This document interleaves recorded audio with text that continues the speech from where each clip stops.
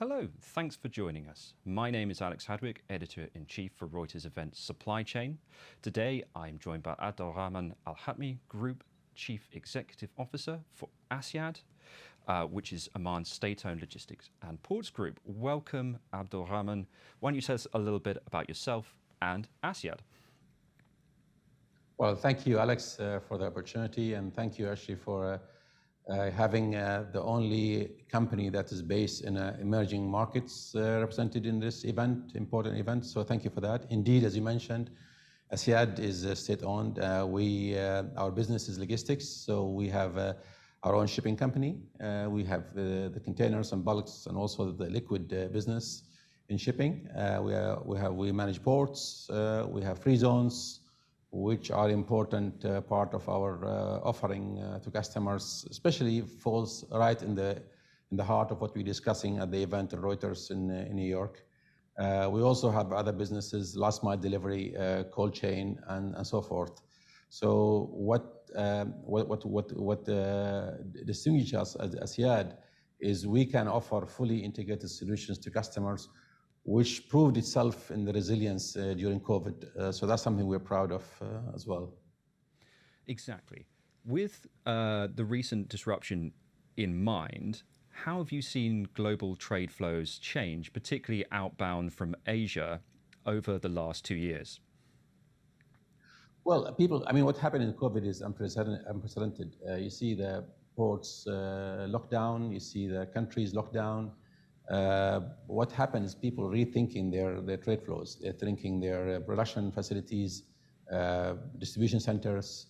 So they're thinking, what if scenarios? If I have my business or my warehouses are in a country that are now locked down, what do I do? Do I just wait for that to open up, or shall I make a reserve option where I have somewhere else? So we have seen that. Particularly Asyad, we benefited from that, to be honest. For we have seen in our port in Salalah, it's one of the biggest container ports in the world, and also one of the most efficient. We have seen actually a lot of customers choosing to have their products near their customers. So it's well suited between the east and west. So I've seen a change in that. We've seen a lot of volumes come into our port in Salalah during COVID, which demonstrates the change in trends in trade flows. Exactly. When it comes to changes in trade flows, obviously Oman sits at a strategic location in between Europe, Africa, the Middle East, India, hugely important growth areas, as well as established economies. What is your strategy going forward to maximize the changes that are going to happen, and how companies are shifting global supply and production to be more resilient? Yeah, so first of all, just to mention that actually people talk about this the perfect storm when it comes to the global economy in terms of COVID and what's happening also geopolitically, and now inflation and interest rates. So this, I think, the perfect storm has been fully, the limit of it has been fully tested, to be honest, and it only gets worse, unfortunately.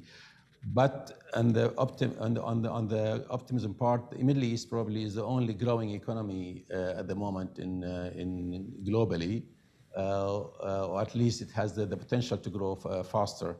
So we're trying to maximize that. We say, listen, guys. We have the world is not so bad after all. Yes, we have some countries or continents which are witnessing recessions or witnessing slowdown, but the Middle East presents a very good growth story. Also, Africa presents a very growth story. We sit 2 weeks away from China on shipping. We sit also 2 weeks away from US in shipping, and we are very near to India, which is 2 billion India, and the surrounding economies, which is more than 2 billion market. We also are very close to the African market. Africa, of course, is a promising growing market. So we're well positioned. What we offer because of the location ourselves is very fast access to these markets. So I always encourage our partners in the US, in Europe, and say, you can multiply your business and you can access very growing, high growing markets, either Middle East or Africa, whereby you can reach them from Oman, let's say. And we have great incentives for these companies to come with a full-on 100% ownership, with all the tax incentives, and all the fully integrated logistics solutions we can provide them as Asyad. So that's where we're positioned, I think, and we're well positioned. We see success stories around that. We see people now are opening up because of what you mentioned earlier about changing trade flows, opening up to new markets and new spots where they can serve the customers and be closer to the customers. So I think we're well positioned in that respect, Alex. A brief fact that I picked up just before this interview is 40% of all Africans are under 14, and by 2050, the continent will make up a quarter of the global population, which is remarkable. Is it an area you're interested in, you want to focus on in the future? Is it something that's going to draw investment from Asyad? Yeah, we're very well interested. I mean, in Africa, because the logistics infrastructure in Africa is still it's not mature yet. So there's a great opportunity to support the economies of our neighbors in Africa, and we take ourselves not only financial aspirations, but economic and social aspirations by helping the countries to serve them better in terms of logistics solutions. So we are very keen in expansion in Africa, as well as the Middle East ourselves. But we see also what is the corporate citizens or social responsibility by helping these countries, growing the sector there and enabling the other sectors, whether it's distribution, retailers, manufacturing, mining, all of this, or more importantly, food security. All these sectors requires logistics. They require sophisticated logistics solutions, which I believe we can provide ourselves, and which is therefore we can have a competitive advantage to go to these countries and economies and support them. As you mentioned, Africa obviously continues to have an infrastructure gap, one that hopefully will be diminished.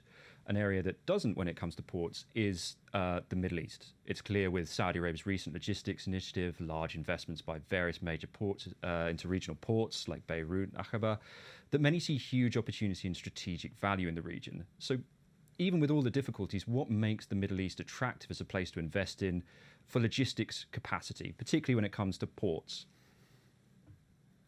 I mean, as you're aware, Alex, logistics infrastructure in the Middle East is quite sophisticated.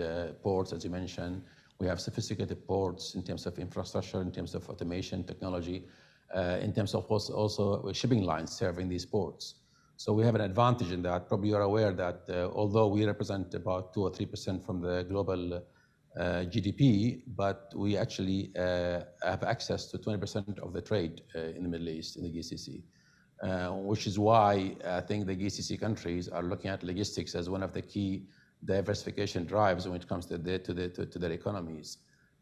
So yes, we have ports which everybody is trying now to build better, more capacity, not only in the GCC, also in the Indian Ocean and also in East Africa as well. So I see the growth and potential and eagerness to develop these facilities further, Alex.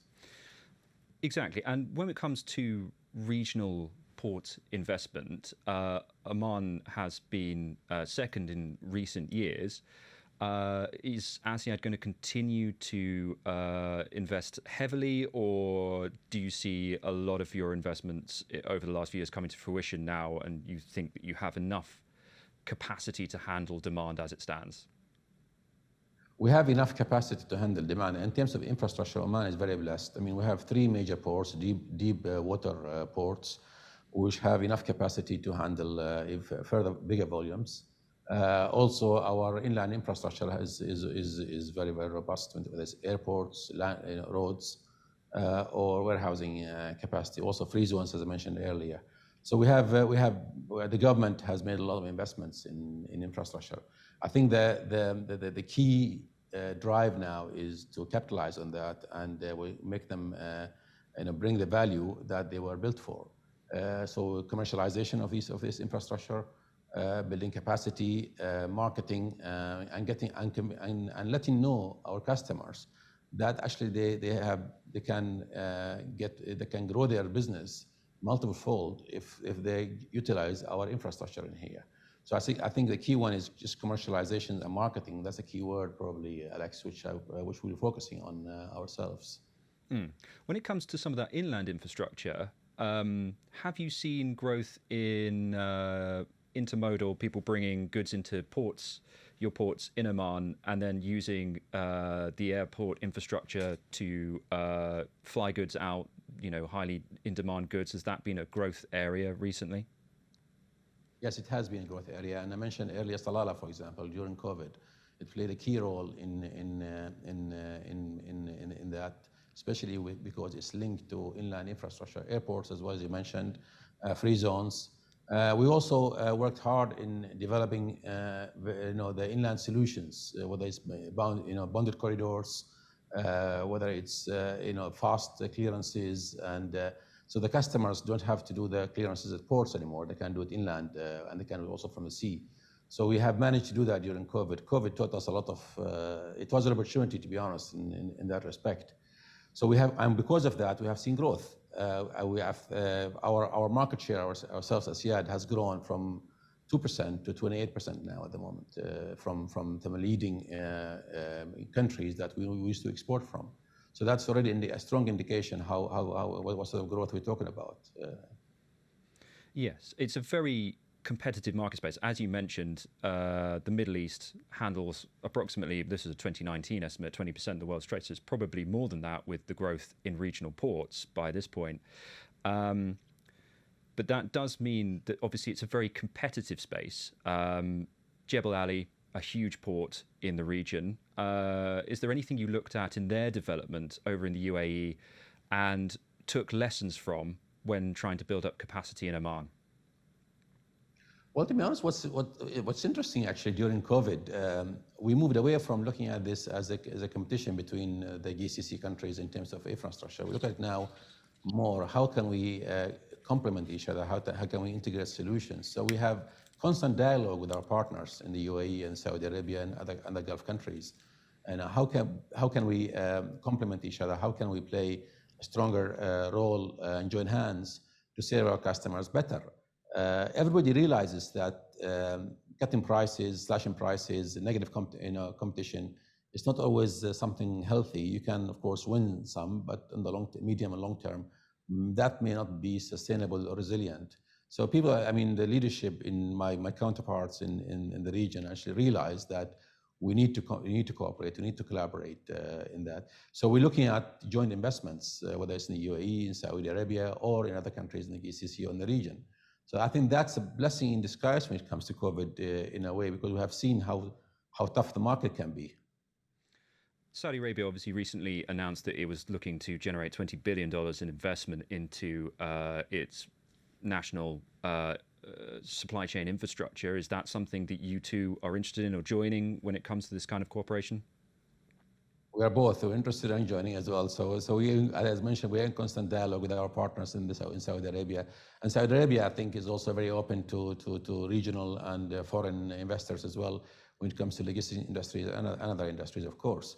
So we already have strong collaboration with our counterparts in Saudi Arabia. We're actually bidding for projects together. I'm bidding for solutions together, which is not. Was not happening. Let's say 5 years ago.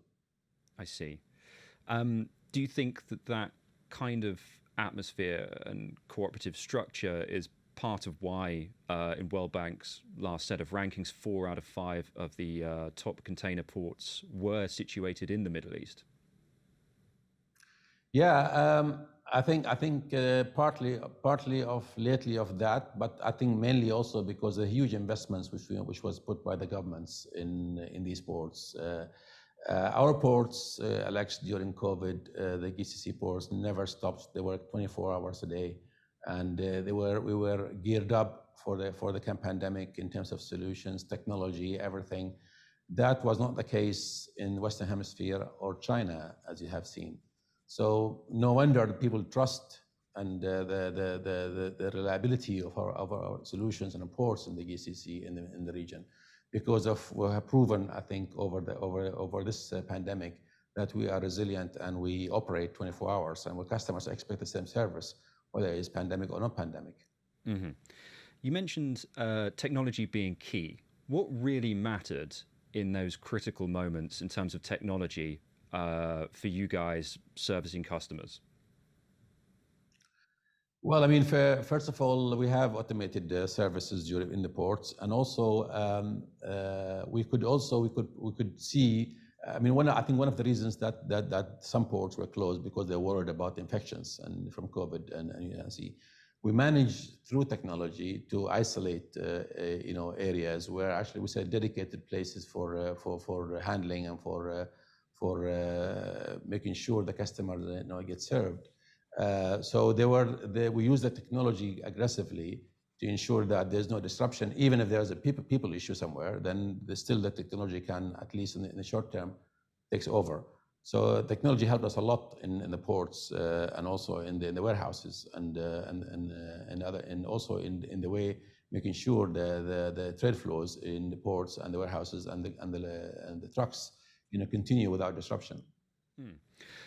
Well, you mentioned bonded warehouses, and obviously bonded warehouses, different mechanisms to try and ease trade flows are important. But globally, we're seeing more of a conservative outlook on trade, a more an attempt to bring things back into national boundaries to some degree, and some more trade barriers than previously, perhaps in the era of globalization in the early 2000s. How important do you think it is to have a regulatory structure and environment that can ease trade movements and flows around major ports? And what have the decisions for your country and in your experience been that have been important and made a difference? Yeah, so you got two issues. One issue is what you mentioned about countries looking at from a trade flow point of view. How can we make our trade flows resilient? And one of them, as you mentioned, maybe onshoring. Now, onshoring is not always a good. I mean, it's not always an easy solution, as you can imagine, because that's probably going to raise costs and therefore inflation overall. And the other problem which is the other reason also that's happening as well, also because of geopolitical issues, which you probably are aware of. So I think, personally, I think this is a short to medium term issue. I think we'll still go back to the once we these issues, whether it's the COVID, the zero COVID policies, or the geopolitical issues, once they are out of the way, I think we'll go back to where we were before. Because end of the day, the economy of scale, the costs and performance of the supply chain will prevail, and people would like to see lower costs on their logistics solutions, and they want to see more efficient. And doesn't always mean it's onshoring is the answer on that. That's probably you realize. What about the sustainability angle? Do you think that people are interested in reducing the length of their supply chains to reduce carbon footprints, or do you think that that's more talk than action right now? I don't think it's more talk than action. To be honest, people are willing to. I mean, they do realize we have to do something about the carbon footprint, and we all realize that we have to be corporate citizens. We have to invest and push heavily on the sustainability and the green energy side. What is the issue, of course, as you follow, is a cost. So the cost of energy at the moment, with the hydrocarbon being cheaper at the moment, it's not easy to justify other alternative solutions of energy.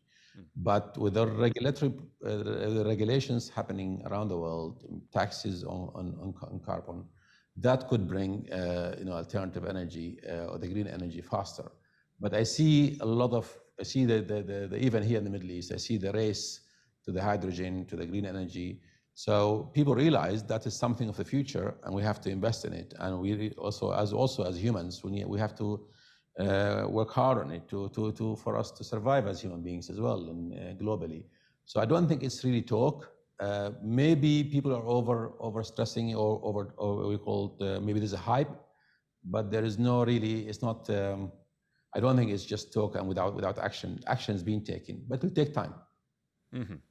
I mean, one of the key things to achieve lower carbon in supply chains is efficiency.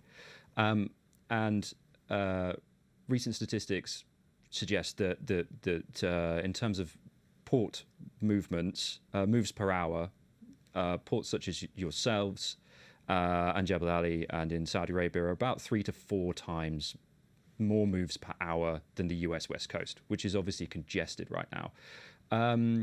What do you think are the main components that have allowed you to be able to achieve that greater efficiency? I think it's technology, as mentioned earlier. Technology was key, and also having skilled labor, very, very efficient skilled labor, and also the processes we work with. We work 24 hours. We work with the lean processes when we come to the business processes, and we handle. So that's helped a lot in terms of improving the efficiency.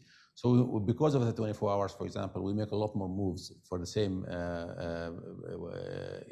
admin costs or overheads as other ports. So we have that advantage. Technology played a key role because we have now, instead of we invested in technology in terms of automatic cranes, trucking as well, conveyor belts on the bulk terminals. So I think these played key role in making sure our ports are efficient. Obviously, moving to other ports or distributing your supply chain as a risk reduction. We already touched on reshoring, which is or near sourcing, which is a major trend, but also that's a risk reduction exercise. Companies appear to have realized that supply chains represent vulnerabilities and that they're no longer something that needs to be viewed as a cost center, but as a potential advantage. With that being said, though, risk is still inherent. What are the main risks that people need to be aware of as we head into 2023 throughout supply chains, in your opinion? I think the key one, what you probably mentioned, 2023, I think what we'll see is that the production companies, manufacturing companies will look at logistics as partners, not as costs. Normally, you look at these things, they're part of our cost. How much does it cost us to move our stuff from the factory to the customers? They realize now that is not the case. So you need to look at the supply chain solutions as partners and bring them into the solution and embed them into your business model. We've seen automotive industry is very good at that. I think they're very good at that. Now we see in Europe there's a wave of movement in that regard. So that's a change which is happening, and that. When there's a dialogue between the logistics or supply chain and the production and manufacturing, and there is where you can redesign your processes so that your costs and efficiencies become better and become more efficient, then that in the medium long term make your supply chain solution resilient and bring the cost down. Reshoring, again, I'm to be honest, I don't think we're going to have onshoring. I mean, not every country can afford to manufacture or produce everything on their own territory, either because of raw materials, because of labor, because of energy costs. As you know it yourself, Alex, that's easily said than done. So I think the partnership with the logistics companies, I think, is the way forward and the solution to ensure that we have a resilient supply chain. Recent research that we're just finalizing now, I'm writing myself, in fact, said that on a global basis, 2 of the key locations that people are looking to move in the near future or see as most attractive are India and Vietnam. I wonder if you have a take on where global manufacturing may change over the next decade. Well, to be honest, I won't profess to be the expert on that one, Alex, but we have seen a movement from some companies from China to Vietnam, for example, and also to India. India has advantage of skilled professionals, I think, as you probably know there. But even those, I think, I still believe, to be honest, post-COVID or post these issues we have in the global issues at the moment, I think the major economies will still play a major role, their major role in the economies in terms of manufacturing, production, and serving the global economy. The complete shift, I don't think it'll happen, but there will be some. It will help the dynamism of the economies, but it won't be the shift or the total shift. When it comes to the dynamism of global economies, we're seeing something of a slowdown, particularly in Europe, as I'm sure you're aware, related to energy costs. When it comes to the shipping market, is there danger that once again it goes back to the pre-pandemic stage of overcapacity in the market? Well, I mean, if anybody tells you that he can predict or she can predict what happens to the shipping cost next year, don't believe them, because we are on a roller coaster with the shipping rates, up and down. They could go, yes, there's a danger that it could go below COVID levels, although people think that it won't, because of what happened during COVID in terms of the big players in shipping taking over the big chunk of assets, whether it's ships or boxes. But of course, there's nothing to say that it cannot happen. It's a risk. We look at it as a risk ourselves, and we looking at how we manage that risk in terms of diversifying our portfolio. So, but still, we have to grow shipping. Shipping will grow. I mean, the economy will grow. I mean, the global economy grows, and of course, demand grows. And 90% of commodities are moved by sea, so that's a fact. So shipping will grow. Maybe there'll be consolidation, as probably has been happening before COVID. But I think now shipping companies are becoming more vigilant, more looking at how can we, survive in an era where the shipping rates are, back to the pre-COVID levels, if they go back to pre-COVID levels. Indeed. It's going to be tough to figure out where that heads over the next few years, especially as shippers move their capacity around. From 10,000 to 3,000, in a month, as you probably know. It is pretty wild out there. When you talk about diversification and risk management from your perspective, what does that actually look like? What are you looking to try and move into? Well, we diversified shipping within shipping. So, for example, we used to have a lot of reliance on liquid and gas transportation. We moved to bulk and containers. So we're moving to a balanced portfolio between the three sectors in the shipping. We also we invest in more in ports as well ourselves, free zones, and also last mile delivery, cold chain logistics, warehousing. We also plan to do some partnerships and acquisitions ourselves in the future to manage our own portfolio, so we ensure that we stay resilient and we don't get heavily affected, if shipping rates plummet. Mm-hmm. Cold chain has been one of the fastest growing areas. Is that something that you continue to see being a high growth area and you want to maybe expand in? Yes, again, I mean, it's linked to the economy, the global economy. I mean, people grow, of course, and demand grows, and the demand for food, for pharmaceutical, for fish, for all those, products that have to be moved cold will grow. So there'll be demand. From our perspective, the good thing about cold chain also is it's a better margin business than other bulk commodities. So we love that. We love cold chain, but of course it's more sophisticated. It has its own challenges as well. But it's an area where we'll be heavily expanding ourselves. As you say, it is a more complex area and one that requires more monitoring to make sure products don't go bad as they transit.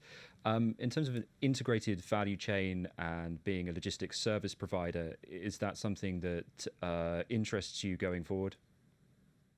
Of course it does. And I think, again, technology will play a major role here. Technology will be the key enabler in cold chain. As you mentioned, yes, we need to track our products from all the way from wherever they come by sea or by air, all the way to the customer, and make sure that we keep our products to the standards and quality that our customer expect. And that technology will help us, whether it's temperature monitoring or it's quality monitoring, all that stuff. Final question from me, once again. Forecasting this market is difficult, but we've seen 2021, 2022 have record low ocean schedule reliability. It was above 80% pre-pandemic. It fell to 30% in 2021, in the 30s, and now it's sitting in the mid-40s in terms of reliability. Are we going to see it continue to trend up, or are things like China's continued adherence to a strict COVID policy going to continue to diminish ocean schedule reliability? I think probably it's difficult again to predict, Alex, but I think there's optimism. I think the reliability will improve. Also, what's happening in the sea at the moment in terms of even shipping lines now looking at for every opportunity, so they'll be serving customers more. During the earlier days of pandemic, where the bigger shipping lines were taking over the assets, they were dictating the trade lines. But now I think there's because of the ample availability of capacity, I think reliability will go up, hopefully. But again, you can never know. We certainly can't, but let's hope so. Well, my thanks once again to Abulrahman Al Hatmi, Group CEO of Asyad. Thank you for joining us and giving us your insights. Thank you very much, Alex, and good to talk to you. Thanks. Bye-bye.